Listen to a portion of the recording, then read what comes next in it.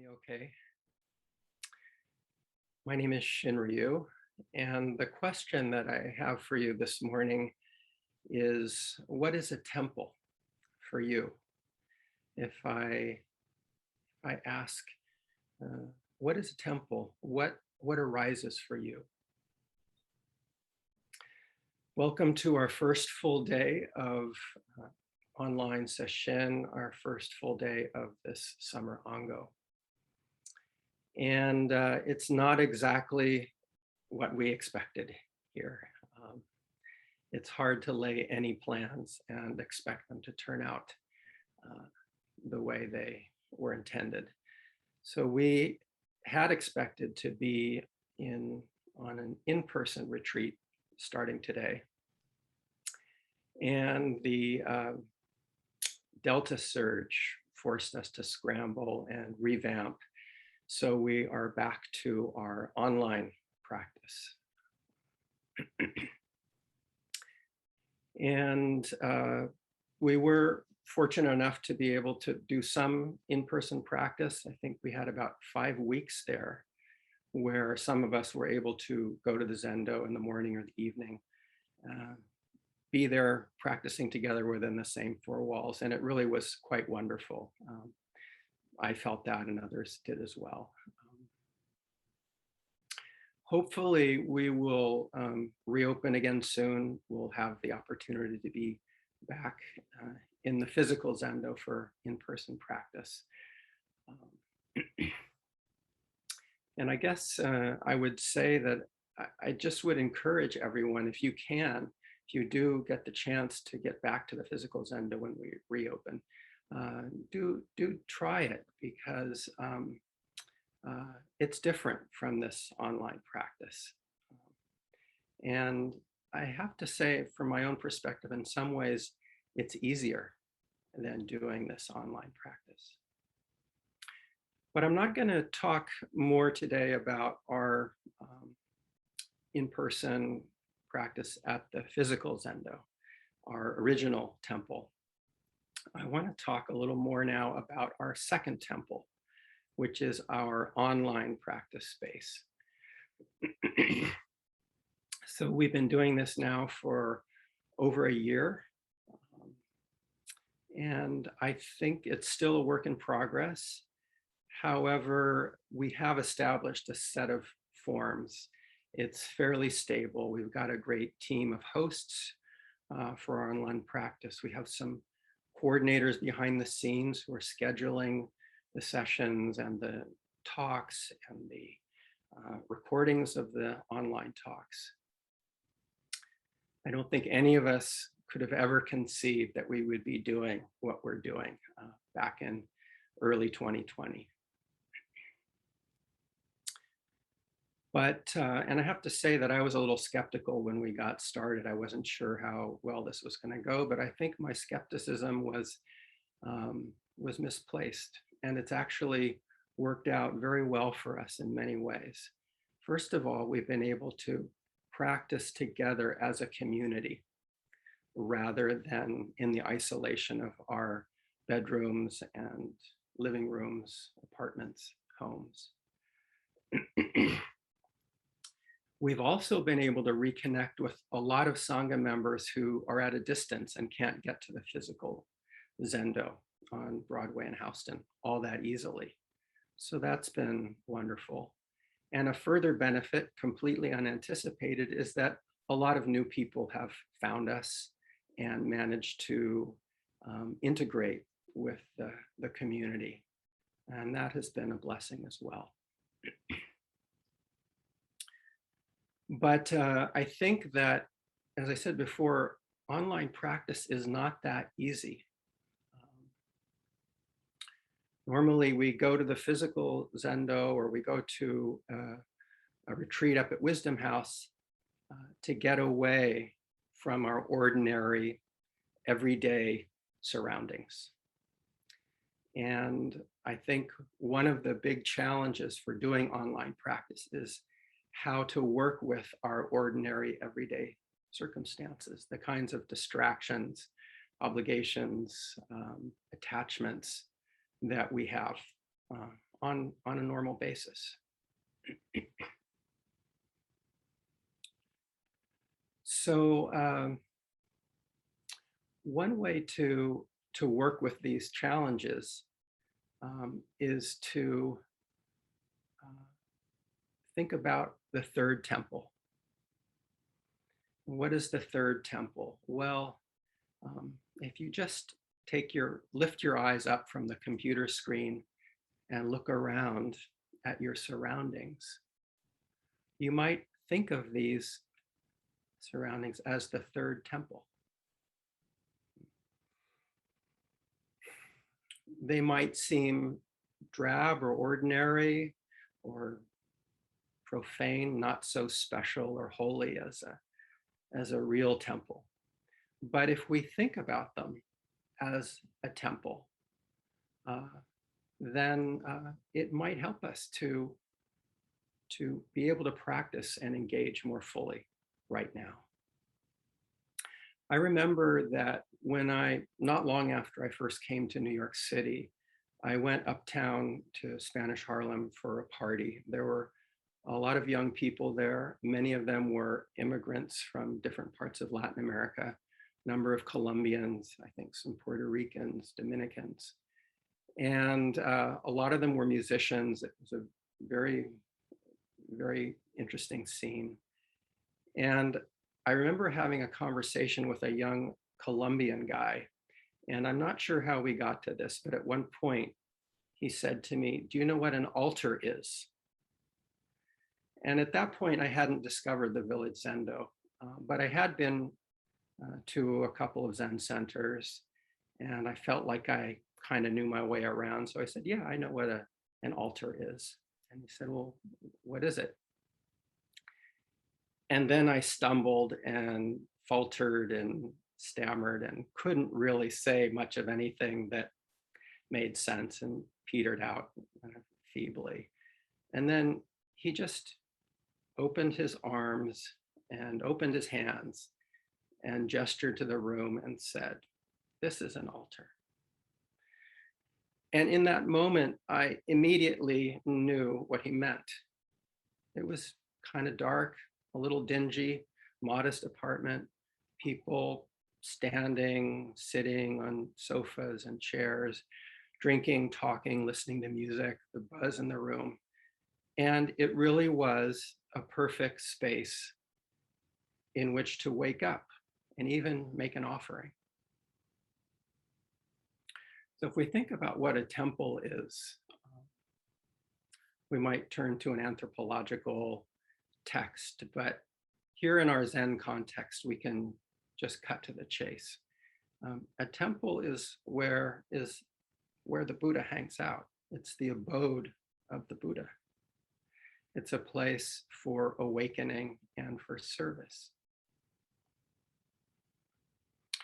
So we might look around at our surroundings and think about our bedrooms and living rooms and apartments and homes as the abode of a Buddha, a place for awakening and service. And I think that our study text for this Ango, Dogen's Instructions to a Cook, is actually the perfect text for this online retreat. Dogen oftentimes talks about silent, seated meditation in the Buddha Hall, but that's not what he talks about in this text. He's giving instructions to the cook who is engaged in the dynamic, active practice in the other living and working spheres of the monastery.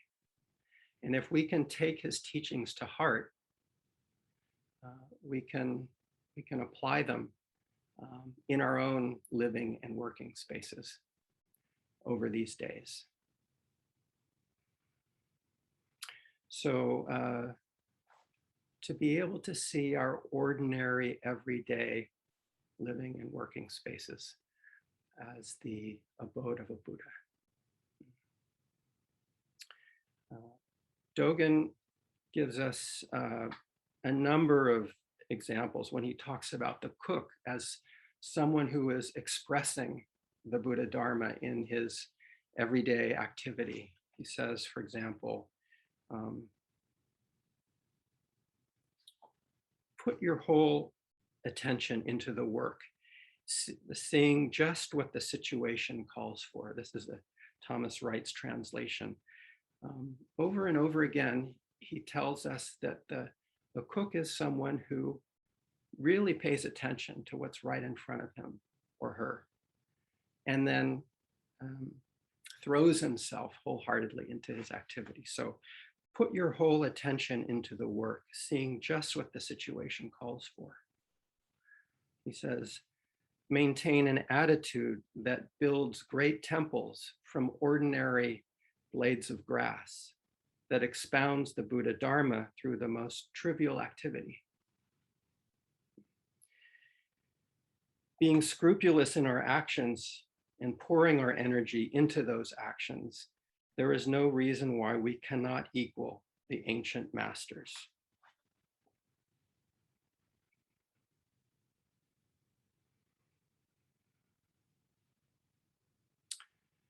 So the difficulties with this practice are not just the technology, they're not just our immediate surroundings, the distractions and obligations and attachments of our daily life.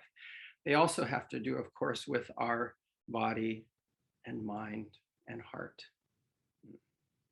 It's very hard for us to really take on the teaching that this very body is the body of Buddha, or this very mind is the mind of Buddha. This very heart is the heart of Buddha. We create a gap between ourselves and Buddha because we see our physical limitations and infirmities. We know the confusion and messiness and craving and fury in our minds. We know the ups and downs of our heart, our heartbreak and joy. And we somehow imagine that the life of a Buddha is different. But actually, our practice is not about overcoming our physical or magically transforming our physical limitations or inabilities, or blanking out the flow of our thoughts, or denying or transcending our emotional life. Our practice is being present to those things, being intimate with those things. And surely all the Buddhas of the past also had their physical pain and discomfort, their own mental and emotional challenges, just as we do. Dogen says, our minds go racing about like horses running wild in the fields, while our emotions are unmanageable like monkeys swinging in the trees. If only we could step back to carefully look on the horse and monkey, our lives would naturally become one with our work. And I would say one with Buddha.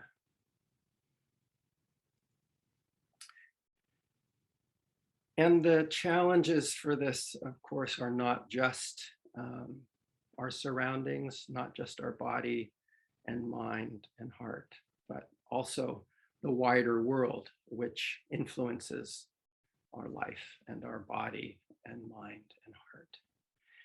I was just out on the West Coast for a little over 2 weeks. I had a wonderful trip. It was great to see friends and family and be in old landscapes that I love. But the whole time that I was there, in the back of my mind, I was thinking about the catastrophes in California and in our times. The environmental catastrophe. I was not threatened by wildfire. I wasn't smelling smoke, but it was in the back of my mind.